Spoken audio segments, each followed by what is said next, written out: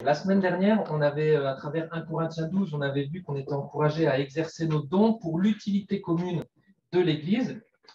Mais on n'a quand même pas abordé une autre question qu'on se pose quand on se dit, bah oui, il faut exercer nos dons, mais en pratique, comment ça se passe? Comment on fait? Et c'est la question à laquelle j'aimerais répondre aujourd'hui. Comment servir Dieu?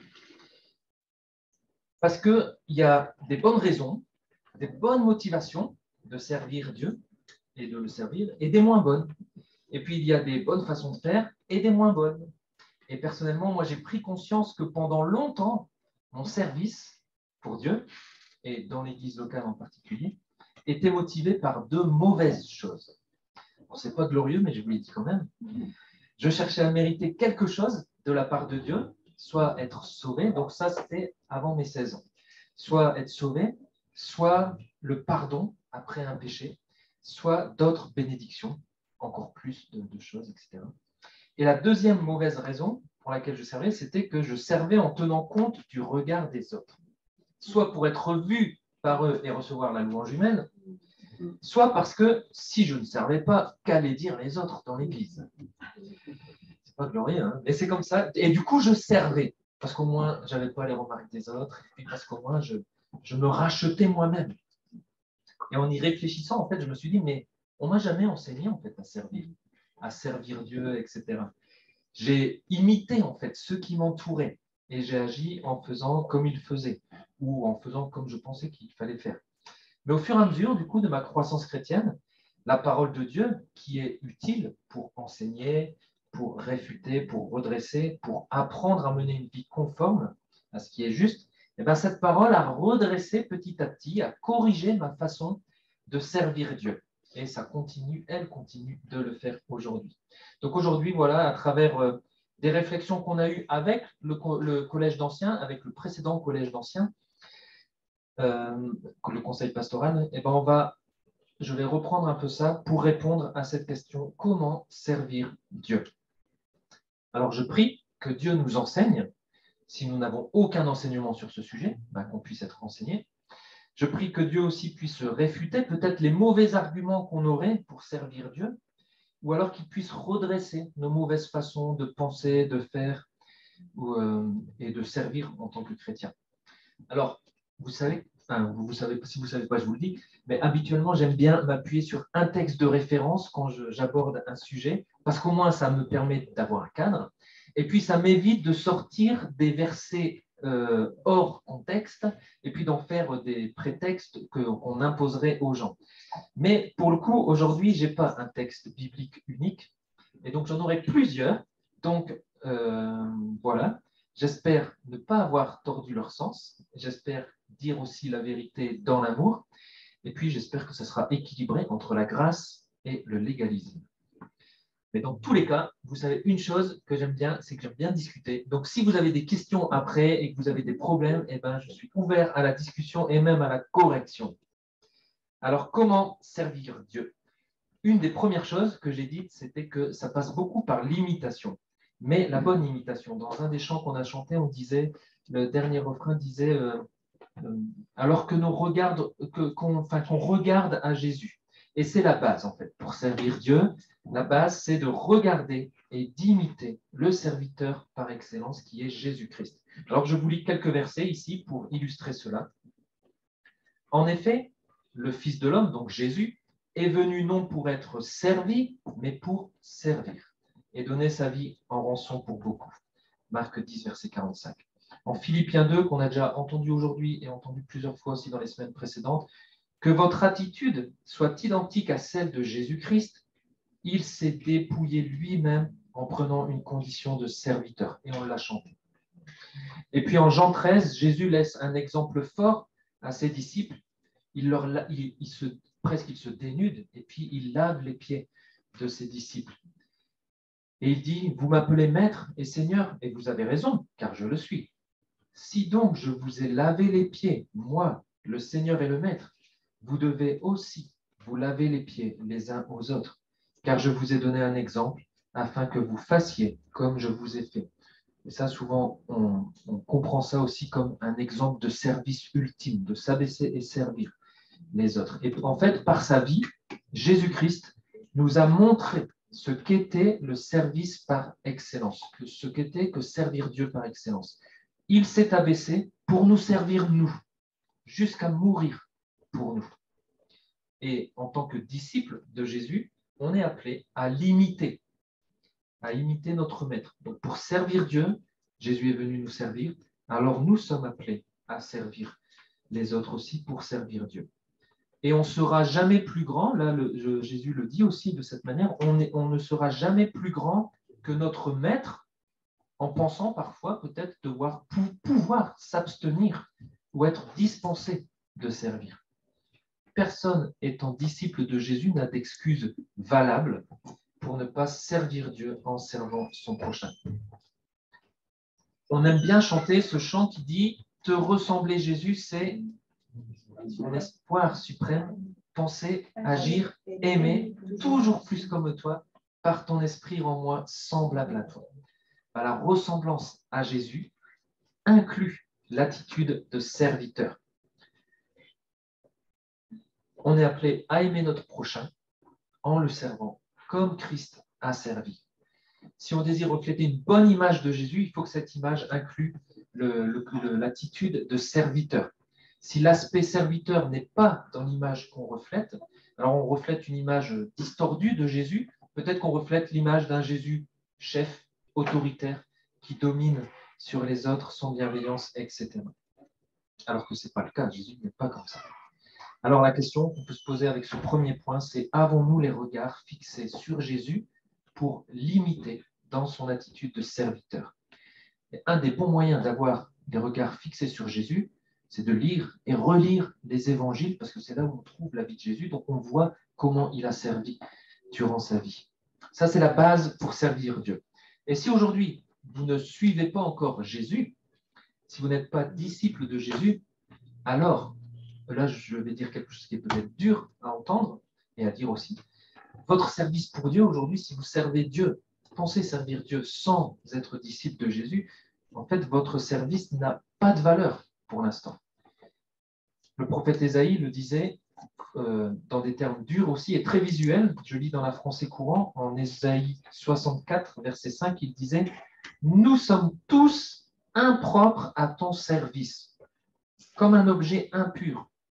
Et toutes nos belles actions, toutes nos belles œuvres, tous nos services sont aussi répugnants qu'un linge taché de sang.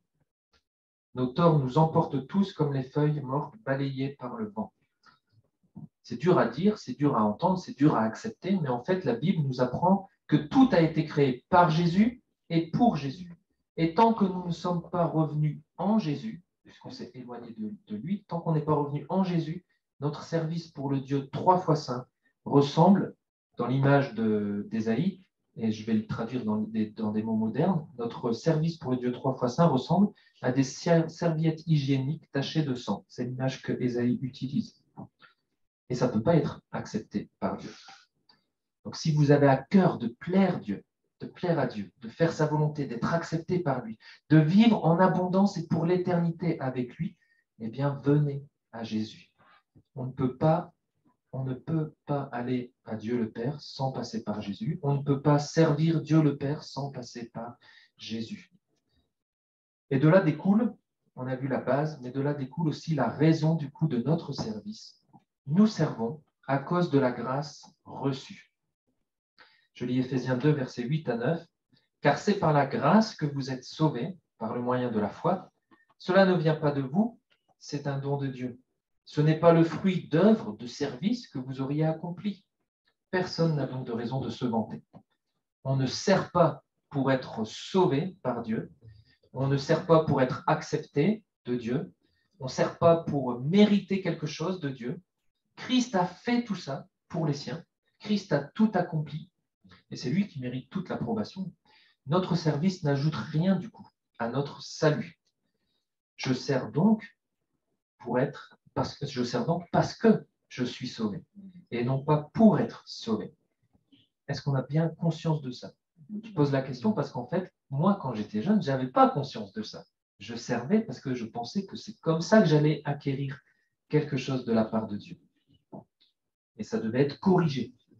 Et ça change, quand on voit les choses comme ça aussi, ça change le poids de notre service. Jésus a dit aussi en Matthieu 11, « Venez à moi, vous tous qui êtes fatigués et courbés sous un fardeau, et je vous donnerai du repos.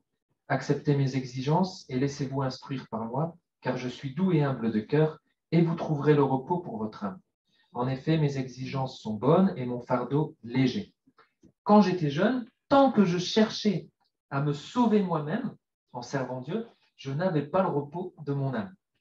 Et franchement, je trouvais ça même fatigant. C'était un fardeau lourd, en fait, de devoir servir Dieu pour essayer de mériter quelque chose, etc. Ou de devoir servir Dieu en pensant à ce qu'allaient dire les autres, etc. C'est lourd, c'est fatigant, c'est épuisant. Mais quand j'ai compris que Christ avait tout accompli pour moi et que je n'avais rien à ajouter à ça, alors mon service pour Dieu est devenu léger. C'est pas que j'en fais moins, mais ça change toute la donne, en fait. Donc, on sert à cause de la grâce reçue. Maintenant, le lieu. Comment servir Dieu? Où est-ce qu'on sert Dieu? Quand j'étais jeune, si vous me regardiez servir, je suis sûr que ce que je renvoyais, c'était que je croyais qu'on servait Dieu uniquement dans l'église locale. On ne pouvait pas le servir ailleurs. Donc, dans notre église dans le Nord, je viens du Nord, bon, quasi tous les jours, il y avait un truc dans l'église pour servir. Et ça m'avait fait croire qu'on servait Dieu uniquement dans l'église locale.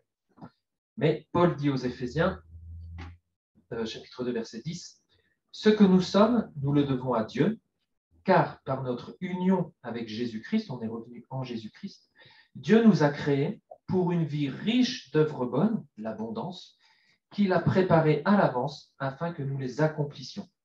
Dieu nous a créés pour que notre vie entière, tous les domaines de notre vie, soient riches d'œuvres bonnes. » Donc notre service pour Dieu n'est pas limité aux activités de l'Église, même si on en a beaucoup ici, même si régulièrement on fait des appels parce qu'il y a besoin de serviteurs, etc. Il ne faudrait pas croire qu'on ne peut servir Dieu que ici. On sert Dieu en servant notre prochain, qu'on croise, en servant notre société, en servant nos collègues, en servant nos patrons dans un boulot séculier, en servant dans notre maison, en servant notre épouse, en servant nos enfants, en servant aussi, oui, l'Église locale. Donc, est-ce qu'on a bien conscience de cela, qu'on sert Dieu partout où on est? Est-ce que, pour ceux qui prennent la voiture pour aller au boulot, qui doivent aller à Lyon ou ailleurs, est-ce que dans la voiture, vous vous dites, là, je vais servir Dieu là où il me place? Seigneur, fais que là où je serai, je puisse te servir comme il faut. Ça peut être une bonne prière pour se rappeler que partout où on est, on sert Dieu. Et parfois, ça peut être intéressant aussi de prendre une feuille puis de dire, tiens, quels sont les domaines de ma vie en fait où je veux servir Dieu, où je le sers, enfin, où je sers Dieu. Ça nous rappelle que notre service pour Dieu ne se limite pas à l'église locale. Parce que si notre service pour Dieu ne se limite pas à l'église locale, c'est parce que lorsqu'on sert Dieu, on le sert aussi pour la mission et dans la mission qu'il nous a confiée. Cette mission, Jésus nous l'a transmise en Matthieu 28, où il dit « Allez donc, faites de toutes les nations des disciples », donc ça c'est un service pour Dieu, qu'on y rend, « baptisez-les au nom du Père, du Fils et du Saint-Esprit, et enseignez-leur à mettre en pratique tout ce que je vous ai prescrit. » Jésus est venu pour servir et donner sa vie en rançon pour beaucoup, et il envoie tous ses disciples faire de même, afin que d'autres aient également la vie éternelle, la vie en abondance dont on a déjà parlé. Notre service fait partie de cette mission. On sert les autres parce que leur vie éternelle en dépend. Elle est en jeu. Est-ce qu'on a conscience qu'on sert pour la mission que Dieu nous a confiée? Et ça, c'est motivant de savoir qu'on sert la grande mission que Jésus nous a confiée. Alors, on peut réfléchir aussi, chacun pour soi. Là où Dieu nous place, comment je participe, comment je sers Dieu en participant à faire de toutes les nations des disciples. L'autre jour, par exemple, un frère de l'Église, j'espère que je ne tords pas ses paroles, mais je crois que c'était ça, un frère de l'Église racontait qu'à son travail, une personne qui n'avait pas connaissance de la Bible avait lâché cette phrase « Je ne peux quand même pas retourner dans le ventre de ma mère pour renaître ». C'était trop beau pour ne pas saisir l'occasion, la perche qui était tendue, et puis dans son contexte professionnel, de rappeler d'où venait cette phrase de Jean 3, et puis voilà, participer comme on le peut à la grande mission. que Dieu nous a confiée. Mais cette grande mission, elle est tournée, ok, vers l'extérieur, mais aussi vers l'intérieur de l'Église. Une fois qu'il y a des disciples de Jésus, nous les servons aussi en leur enseignant à mettre en pratique tout ce que Jésus nous a prescrit. Donc, autrement dit, nous servons pour construire l'Église. Et là, je lis Éphésiens 4, versets 11 à 13. En résumé, Jésus a fait don d'hommes à l'Église et ces hommes sont là pour former les saints, c'est-à-dire toute l'Église, aux tâches du service en vue de l'édification du corps de Christ, jusqu'à ce que nous parvenions tous à l'unité de la foi et de la connaissance du Fils de Dieu, à la maturité de l'adulte, à la mesure de la stature parfaite de Christ. Donc, quand on fait partie des saints, les saints, ce sont ceux qui ont été rendus saints par l'œuvre de Jésus-Christ, donc c'est l'Église, eh bien, notre service est en vue de la construction de ce corps, en vue de la construction de l'Église. Au sein de l'Église, on se sert les uns les autres pour grandir dans l'unité de la foi, pour grandir dans la connaissance de Jésus-Christ, pour devenir de plus en plus des adultes dans la foi. Est-ce que c'est aussi ainsi que vous voyez, que nous voyons notre service pour Dieu? Comment est-ce qu'on participe les uns et les autres à se faire grandir ensemble dans la foi, dans la connaissance de Dieu, etc. Alors, on a vu la base du service, la raison du service, le lieu du service. Maintenant, quel est le but de notre service? Le but de notre service, c'est la gloire de Dieu. Je lis 2 versets là. 1 Corinthiens 10, verset 31. Ainsi donc, que vous mangiez, que vous buviez, ou quoi que vous fassiez, faites tout pour la gloire de Dieu. Et Matthieu 4, verset 10, Jésus lui dit alors, donc c'est quand Jésus est tenté par Satan dans le désert, Jésus dit à Satan, retire-toi Satan, en effet il est écrit, c'est le Seigneur ton Dieu que tu adoreras et c'est lui seul que tu serviras. Et dans ce dernier verset, Jésus fait un lien entre adorer Dieu et servir Dieu. Adorer Dieu, donc on va dire lui rendre gloire, et servir Dieu. Et en fait, le lien que Jésus fait, c'est que adorer Dieu, c'est le servir. Et servir Dieu, c'est l'adorer. Et peut-être que là, il faut corriger une mauvaise conception qu'on peut avoir de l'adoration. L'adoration, ce n'est pas uniquement le temps qu'on prend le dimanche matin avec les frères et sœurs pour chanter la gloire de Dieu et les merveilles de Dieu. Parfois, on peut entendre des phrases comme « j'ai passé un super temps d'adoration ». On ressentait vraiment la présence de Dieu. Je me suis vraiment senti proche de Dieu.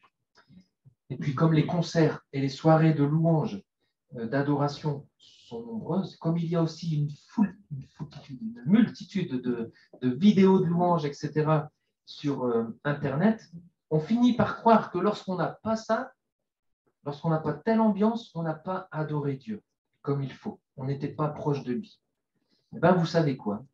Moi, je me sens beaucoup plus proche de Jésus quand je sers comme il a servi, plutôt que quand je chante comme il a chanté. Parce que dans les évangiles, je crois qu'on ne trouve qu'une seule fois Jésus en train de chanter. C'était la nuit, après l'institution de la scène. Il chante les psaumes de la Pâque et quelques heures après, il allait mourir. Donc si quand on chante, on est prêt ensuite à aller mourir pour les autres, alors ok. Mais du coup, je me sens beaucoup plus proche de Jésus quand je sers comme lui, plutôt que quand je chante comme lui. Et quand je repense par exemple à notre voyage en Roumanie, franchement, on n'a pas chanté beaucoup. Et je pense même que je suis peut-être le seul à avoir chanté de temps en temps avec les équipiers roumains. Mais en plus, ce n'était pas dans ma langue maternelle. Alors, les temps d'adoration, bon, ce n'est pas la même chose. Mais est-ce que ça veut dire pour autant que je n'ai pas et qu'on n'a pas, durant ce temps, adoré Dieu durant toute la semaine? Est-ce qu'on n'a pas été proche de lui durant toute la semaine? Moi, je crois que non. Parce que durant toute la semaine, on a servi Dieu en servant notre prochain comme Jésus l'a fait. Et je me sens beaucoup plus proche de Jésus quand je sers comme lui, il a servi, que quand je chante comme il a chanté. Parce qu'adorer Dieu, c'est le servir. Et servir Dieu, c'est l'adorer. C'est lui rendre la gloire qui lui est due. Parce que la gloire, elle lui revient à lui et pas à nous qui accomplissons un service, etc. On ne fait jamais des services pour se faire mousser ou pour recevoir une quelconque gloire des hommes, même si c'est ce que je pense. Enfin, j'espérais recevoir avant quand j'étais plus jeune. On sert pour rendre gloire à Dieu. Alors, est-ce qu'on a conscience de ça? Que lorsqu'on sert Dieu en servant notre prochain, c'est une façon d'adorer Dieu. Et si vous cherchez comment adorer Dieu, un des meilleurs moyens, c'est de le servir en servant votre prochain. Et comme servir Dieu, c'est l'adorer, est-ce que notre service, du coup, est digne de la gloire qui lui est due? Est-ce que notre service est à la hauteur de sa gloire? Alors, pour répondre à cette dernière question, je vais passer maintenant rapidement en revue quelques considérations pratiques concernant notre service pour progresser, pour avoir un service, je l'espère, digne de Dieu. Notre service en pratique, déjà nous servons en nous investissant. Il y a plusieurs versets dans la Bible qui m'encouragent dans ce sens. Paul qui dit aux Corinthiens, « Quant à moi, je ferai très volontiers des dépenses et je me dépenserai moi-même pour vous, même si plus je vous aime, moins je suis aimé de vous. » Ou Paul qui dit aux Romains, « Si quelqu'un a le don de prophétie, qu'il l'exerce en accord avec la foi. Si un autre est appelé à servir, qu'il se consacre à son service. Que celui qui enseigne se donne à son enseignement. Et que celui qui a le don d'encourager se donne à l'encouragement. Que celui qui donne le fasse avec générosité, pas avec parcimonie. Que celui qui préside le fasse avec zèle. Que celui qui exerce la bienveillance le fasse avec joie. Servir Dieu, c'est coûteux. Ça coûte quelque chose de servir Jésus. Et c'est normal, parce que le service ultime de Jésus pour nous lui a coûté sa vie. Paul, lui, s'est dépensé aussi pour servir les Corinthiens. Donc nous sommes leurs imitateurs. Si on regarde à Jésus, on voit qu'il a servi en donnant tout pour les autres. Donc nous, on sert en cherchant à donner tout aussi pour les autres. Donc investissement, dépense de soi, sacrifice, présence fidèle à son service, effort, consécration, générosité, zèle, joie, tout ça, ça fait partie du service que nous accomplissons pour Dieu. En fait, on ne veut pas juste lui donner les miettes de notre temps ou les miettes de nous-mêmes. Mais dans une société où l'on nous répète qu'il faut prendre soin de soi, où l'on nous répète que fais-toi plaisir, l'investissement, la dépense, le service pour les autres, ça n'a pas forcément la cote. Et j'ai cru comprendre que jeudi, à la réunion de prière, l'un des participants a sacrifié une soirée télévisée de sport qu'il attendait pourtant depuis longtemps. Mais c'est un exemple parmi d'autres que servir, c'est un investissement et que ça coûte. Et on fait des sacrifices quand on sert Dieu. On chante aussi ce chant qui dit « Je te donne mon cœur, il ne m'appartient plus, ce que j'ai de meilleur. » Tout est pour toi, Jésus. Ce que j'ai de meilleur. Alors réfléchissez, qu'est-ce que vous avez de meilleur chez vous? Et est-ce que vous êtes prêt à le donner, à le sacrifier pour Jésus? Pour du vrai. Ou est-ce qu'il y a des choses auxquelles je tiens beaucoup et j'ai du mal, du coup, à les sacrifier pour servir Jésus et les autres? Servir Dieu, c'est un investissement. En pratique, on sert Dieu aussi fidèlement. Là, une parabole de Jésus, Jésus raconte dans une parabole un bon serviteur et un mauvais serviteur, où il dit, son maître lui dit au bon serviteur, c'est bien, bon et fidèle serviteur. Tu as été fidèle en peu de choses, je te confierai beaucoup. Viens partager la joie de ton maître. Ailleurs, dans les lettres aussi, on trouve souvent des salutations à des serviteurs. Et par exemple, Colossiens, Éphésiens, on voit que Tychik est un frère qui est un serviteur fidèle. Épaphras est un fidèle serviteur de Christ. Et j'ajoute aussi pour la fidélité une parole de Jésus, que votre parole soit oui pour oui, non pour non. Ce qu'on y ajoute vient du malin. Donc le disciple de Jésus est fidèle dans son service. Que ce service soit peu de choses, pas grand-chose, agrafer des livrets, agrafer des pages, être fidèle, ou beaucoup de choses, nous sommes appelés à être fidèles dans notre service. Et ce qui est opposé ici dans la parabole, ce qui est opposé à la fidélité du serviteur ici, de l'autre côté, c'est la paresse d'un autre serviteur. Il n'a pas été fidèle, il a été paresseux. Alors, est-ce qu'on est paresseux ou négligent dans les services qu'on a pour Dieu? La fidélité dans les petites choses permettra que de plus grandes choses nous soient confiées ensuite. Et notre fidélité dans notre service se voit aussi au fait qu'on tienne parole. C'est pour ça que j'ai mis cette parole de Jésus. Si on s'engage à accomplir un service, on l'accomplit. Si je dis que je serai là, je suis là. Sauf si, bien sûr, il y a un accident, une maladie, il y a des cas qui nous empêchent d'être présents. Mais si on s'engage, on tient parole. Tant que cela dépend de nous, je suis fidèle à mon service. On sert avec investissement, fidèlement, on sert aussi correctement. Ici, je lis dans la traduction Parole de vie, le Colossiens 4, verset 17. Dites à Archippe, donc c'est un serviteur, tu es chargé d'un travail au service du Seigneur, fais-le correctement. Et 1 Timothée 3,13, en effet, ceux qui ont bien rempli leur service gagnent l'estime de tous et une grande assurance dans la foi en Jésus. Quand on sert Dieu, peu importe là où on est, on veille à bien accomplir notre service et à le faire correctement. Et parfois, ça veut dire qu'on va s'entraîner. Parfois, ça veut dire qu'on va répéter, par exemple, avec des musiciens ou autres. Parfois, ça veut dire qu'on va solliciter des retours. Parfois, ça veut dire qu'on va solliciter des formations pour être rendu apte à notre service. Alors, est-ce qu'on cherche à progresser dans notre service pour l'accomplir correctement? Et parfois, certains verraient cette recherche d'excellence, parce qu'on peut dire que là, du coup, on cherche à faire correctement, donc on cherche à bien faire. Éphésiens 1 Timothée dit ça, ils ont bien rempli, donc on cherche l'excellence pour Dieu. Parfois, certains verraient ça comme quelque chose qui n'est pas très spirituel, qui est purement humain. Mais je ne vois pas en quoi c'est plus spirituel de servir incorrectement ou de façon médiocre notre Dieu. Pourquoi est-ce qu'il ne mériterait pas le meilleur de nous-mêmes, là où il nous place? On sert aussi en pratique en étant unis aux autres. Je vais prendre la photo, ensuite je vais le verset. On l'a déjà dit la semaine dernière, 1 Corinthiens 12, je relis juste, ainsi le corps n'est pas formé d'un seul organe, mais de plusieurs. Dans l'Église, on n'est pas tout seul, on est plusieurs. On n'est pas seul à servir. On est entouré d'autres qui servent également.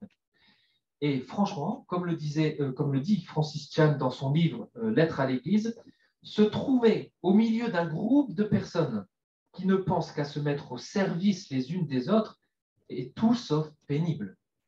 Et je me suis dit, est-ce que la réciproque est vraie? Est-ce que se retrouver au milieu d'un groupe de personnes qui n'attendent qu'à être servies, est-ce que c'est pénible ou pas? Pour moi, c'est pénible. Mais je vous verrai pour vous.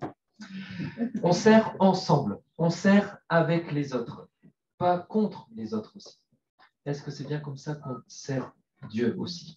Est-ce qu'on a des bonnes relations les uns avec les autres, avec le reste du corps? Ou est-ce qu'on agit en électron libre?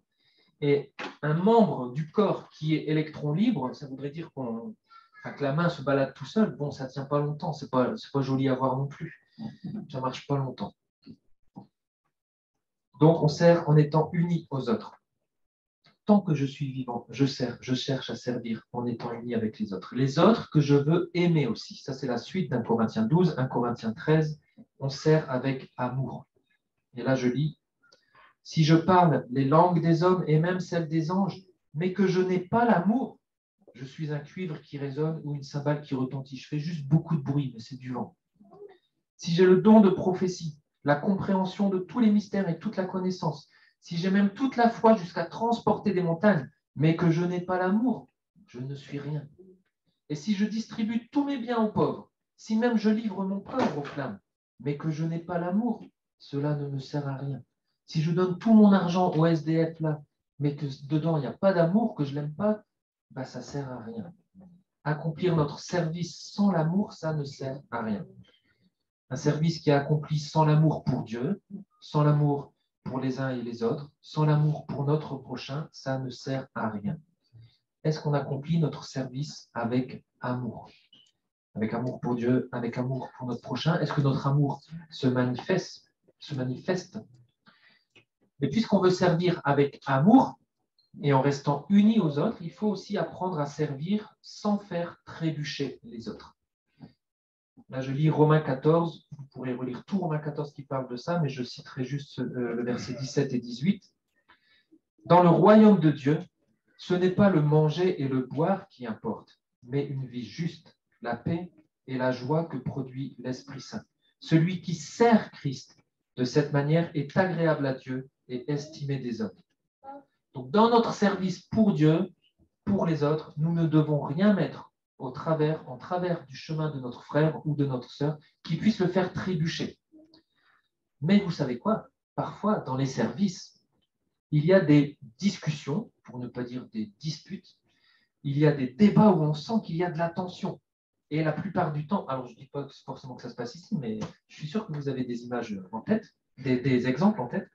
Et la plupart du temps, en fait, ces discussions, elles portent sur un élément de forme, la couleur de la moquette.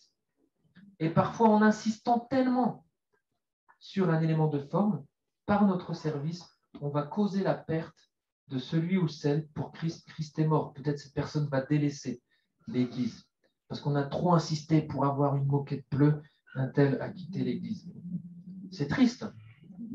Alors, on utilise souvent l'exemple de la moquette parce qu'apparemment, ça s'est vraiment passé. Moi, je n'ai pas connu d'église où ça s'est passé comme ça. Mais on utilise cet exemple-là. Mais il y a plein d'autres façons, en fait. Il y a plein d'autres éléments de forme sur lesquels on pourrait, parce qu'on aime bien nous, appuyer dessus et causer la chute de quelqu'un d'autre. Mais dans notre service, ce n'est pas une question de forme, d'éléments de forme. On doit chercher à ce qui contribue à favoriser une vie juste, la paix et la joie. Ce n'est pas le manger et le boire, ce n'est pas un élément de forme qui importe dans le royaume de Dieu. Donc on sert en essayant de ne pas faire trébucher les autres sur un élément de forme. Maintenant que tout ça est dit, ça peut faire peur, mais comment on peut arriver à vivre tout ça? Donc je vais essayer de tenter d'équilibrer un petit peu, toujours avec des aspects pratiques, mais qui vont équilibrer, je l'espère. Déjà, on sert aussi en étant au pied du maître. Vous connaissez peut-être l'histoire de Marthe et Marie. Marthe et Marie, ce sont deux sœurs, elles accueillent Jésus, et Marie, elle s'assied au pied de Jésus et elle écoute ce que Jésus dit. Marthe était affairée aux nombreuses tâches du service. Elle était à fond dans sa service. Elle a bien compris investissement, zèle et tout ça. Elle l'a compris à fond. Et elle va voir Jésus et elle lui dit, Seigneur, ça ne te fait rien que ma sœur me laisse seule pour servir? Dis-lui donc de venir m'aider. Jésus lui répond, Marthe, Marthe, tu t'inquiètes et tu t'agites pour beaucoup de choses. Mais une seule est nécessaire. Marie a choisi la bonne part, elle ne lui sera pas enlevée. Donc pour servir les autres, on a besoin d'entretenir notre relation personnelle avec Jésus. On doit veiller sur nous-mêmes et particulièrement sur notre croissance spirituelle, sur l'enseignement qu'on reçoit directement de Jésus en lisant sa parole ou qu'on reçoit aussi à travers l'Église, etc. Parce qu'en fait, on ne peut pas servir quelque chose si on ne l'a pas reçu. On ne peut pas servir ce qu'on n'a pas reçu. On a besoin de se nourrir nous-mêmes de la parole de Dieu pour pouvoir servir ensuite la parole de Dieu aux autres. Alors là, on peut se poser la question, comment est notre relation avec Jésus? Est-ce qu'on se nourrit régulièrement au pied du Maître? Est-ce qu'on se nourrit comme il faut, en faisant comme les premiers disciples, serviteurs aussi, qui ensemble, dans leur première église, les premières églises locales, se réunissaient régulièrement pour se nourrir de l'enseignement du Christ? Alors, on a déjà mentionné plusieurs choses de notre église. Il y a les cultes, il y a la réunion de prière, l'étude biblique, en allant, groupe de maison, parole pour elle. Il y a plein de choses pour se nourrir dans l'église. Le panel est large. Alors, profitons-en aussi pour nous tenir au pied du Maître. Autre chose aussi pour équilibrer, on sert par la force du Christ. Quand Jésus nous a confié cette mission, ce service, où il a dit faites de toutes les nations des disciples, avant il l'a encadré par deux choses très importantes à relever. Il a dit tout pouvoir m'a été donné dans le ciel et sur la terre, et il a dit et moi je suis avec vous tous les jours jusqu'à la fin du monde. Et l'apôtre Pierre lui dira aussi si quelqu'un accomplit un service, qu'il le fasse avec la force que Dieu communique. Pour accomplir notre service, même s'il y a un investissement de notre part, fondamentalement, nous ne nous appuyons pas sur nos propres forces. C'est la grâce de Dieu qui nous communique la force nécessaire. C'est Christ qui a tout pouvoir et c'est de sa force dont je dépends. Et j'ai besoin de sa force pour servir. On ne peut rien faire, même le plus terre à terre, des services sans son aide. Et il est bon, en fait, de reconnaître qu'on a besoin de sa force. Il est bon de reconnaître qu'on est faible, parce que c'est quand on reconnaît qu'on est faible que la puissance de Dieu, de Christ, s'accomplit. Donc on sert par la force du Christ. Pour équilibrer aussi, on sert en sachant que oui, on sera récompensé. Ça équilibre le côté où là, on avait l'impression de faire beaucoup d'efforts. On peut aussi se dire, il y aura des récompenses. Je lis 1 Corinthiens 3, verset 8, celui qui plante et celui qui arrose, ils accomplissent un service, là, celui qui plante et celui qui arrose sont égaux, et chacun recevra sa propre récompense en fonction de son propre travail, service. 1 Corinthiens 3, un peu plus loin, si l'œuvre, le service que quelqu'un a construit sur le fondement subsiste, il recevra une récompense. Si son œuvre brûle, il perdra sa récompense. Et Colossiens 3, tout ce que vous faites, faites-le de tout votre cœur. Donc il y a le côté investissement, on donne tout pour le Seigneur et non pour des hommes, sachant que vous recevrez du Seigneur un héritage pour récompense. Notre service sera récompensé. Alors, on raconte une blague, je vous raconte une blague, d'un pasteur qui meurt en même temps que deux de ses fidèles. Et bon, souvent dans les blagues chrétiennes, on dit que c'est l'apôtre Pierre qui tient les portes du paradis. Donc Pierre les accueille au paradis.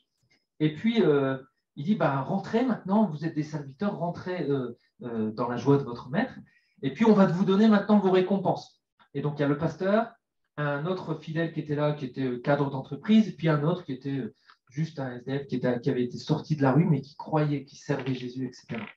Et donc, il rentre, il voit plein de belles demeures, etc. Et puis, l'apôtre Pierre dit au SDF, il lui dit, eh ben voilà, toi, ta récompense, c'est ça. Une super belle villa avec une piscine, tout, enfin, le truc le plus beau qu'il n'avait jamais eu sur Terre. Une énorme récompense. Donc le pasteur, il est là, puis il dit, waouh, c'est lui, là, ça, dis donc, qu'est-ce que je vais avoir. Donc ensuite, il continue, et puis le cadre, lui, ils avancent, puis là, il voit que les maisons baissent un peu en termes de standing, et le cadre, qui était aussi dans l'église, reçoit une belle maison aussi, mais un peu moins belle que la précédente. Et donc le pasteur, il dit, bon, c'est pas grave, on continue d'avancer. Puis ça continue encore à baisser en termes de standing, mais il se dit, après, il doit y avoir un truc, et puis ça doit être éclatant. Là. Donc ils avancent. Puis là, l'apôtre Pierre lui dit, bon ben voilà, vous, c'est ici. Et puis là, il voit 4 planches de bois pour un mur, et puis une autre planche de bois pour un toit. Et puis le pasteur, il dit, mais je ne comprends pas, j'ai servi Dieu fidèlement tout le temps, durant toute ma vie, etc. Et puis je n'ai que ça. Et puis l'apôtre Pierre dit, oui, mais c'est tout ce qu'on a pu construire avec ce que vous nous avez envoyé. Donc son service, parce que là, dans 1 Corinthiens 3, là, ici, en fait, c'est pour illustrer qu'il avait construit avec des matériaux brûlables qui seront brûlés après quand il passera. Alors qu'il faut construire avec des matériaux précieux qui tiendront le jugement devant lequel on passera. Non pas un jugement pour nous condamner, parce que les gars qui sont ici, ils vont, entre guillemets, au paradis, oui, mais c'est le jugement on appelle ça le tribunal des récompenses. On sera, nous, chrétiens, on passera aussi devant un tribunal, non pas le tribunal qui nous condamnera, mais le tribunal qui nous récompensera. Jésus a dit, celui qui croit en moi ne viendra pas en condamnation, car il a déjà la vie éternelle. Donc, on ne passe pas le tribunal de condamnation, mais on aura un tribunal de récompense où on nous dira si on a bien construit, si on a bien servi ou pas. Donc, priez pour que je ne sois pas comme ce pasteur. Prions pour qu'on ne soit pas tous comme ce pasteur. Bon, voilà, notre service recevra une récompense.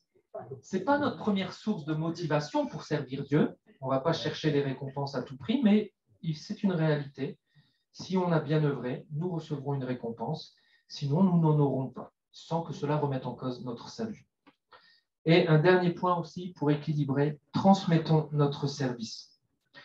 Paul qui dit à Timothée, ce que tu as entendu de moi en présence de nombreux témoins, confie-le à des personnes fidèles qui soient capables de l'enseigner aussi à d'autres. Lorsqu'on sert, il faut prendre conscience que le service qu'on accomplit actuellement ne nous est pas attribué à vie. Personne n'est indispensable. J'avais une collègue qui disait tout le temps, les cimetières sont remplis de gens indispensables. Personne n'est indispensable. On ne retient pas non plus jalousement son service en disant ça c'est moi qui fais ça et je resterai là et puis personne ne pourra me détrôner. Parfois on entend de tristes histoires de serviteurs ou de personnes, de pasteurs ou autres, qui tiennent mordicus avec entêtement à leur service. Ils ne veulent pas, consciemment ou inconsciemment, laisser la place à d'autres. Mais parfois, pour le bien du serviteur, qui peut-être connaît une nouvelle saison de vie, etc., qui fait face à un problème de santé, ben peut-être parfois il faut apprendre, il faut transmettre son service à un autre. Parfois, pour le bien de l'Église aussi, le serviteur doit savoir transmettre son service à d'autres, parce que s'il reste, il fait plus de mal en fait que de bien à l'Église. Il faut garder à l'esprit que nous devons faire d'autres disciples, d'autres serviteurs, qui nous remplaceront peut-être dans notre service, et c'est pas grave, et c'est même tant mieux. Plus on est, mieux c'est. Notre service, ce n'est pas une chasse gardée. Alors chacun d'entre nous peut se poser la question, à qui puis-je transmettre mon service? Non pas pour m'en débarrasser, mais dans l'optique de former d'autres serviteurs, ici, qui serviront ici ou ailleurs. Alors on pourrait dire encore beaucoup de choses sur le service, mais il y a déjà beaucoup qui ont été dites et je vais m'arrêter. Et je vous pose juste une question du coup, sur quel point voulons-nous travailler, progresser dans notre service durant cette année? Alors vous pouvez prendre 2 points si vous voulez faire un semestre un puis un semestre l'autre. Mais déjà un, c'est pas mal. Moi, ça m'a mis du temps à servir d'une autre manière. Donc voilà, sur quel point on veut progresser et gardons en tête que Christ reste notre modèle ultime de serviteur.